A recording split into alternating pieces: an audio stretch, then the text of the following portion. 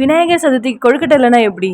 பூரணை வச்சு கொழுக்கட்டை எப்படி பண்ணலான்னு பார்க்கலாம் வாங்க. நம்ம இன்னைக்கு வாழை இலையை வச்சு தான் வந்துட்டு பூரண கொழுக்கட்டை பண்ண போகிறோம். பாத்திரத்தில் தண்ணி கொதிக்க வச்சு நல்லா எடுத்துக்கோங்க. 1 கப் அளவுக்கு பச்சரிசி மாவு எடுத்திருக்கேன். அதில் தேவையான அளவுக்கு உப்பு சேர்த்துட்டு கொதிக்கிற தண்ணி இதில் போட்டு நல்லா சப்பாத்தி மாவு பதத்துக்கு நல்லா பிசைஞ்சு வச்சுக்கோங்க. லைட்டாக கீ அப்ளை பண்ணி மாவு மேலே அப்ளை பண்ணி ஒரு 10 நிமிஷம் ரெஸ்ட்டில் விடுங்க. 1 கப் அளவுக்கு எள்ளு எடுத்து ட்ரை ரோஸ்ட் பண்ணி எடுத்துக்கலாம்.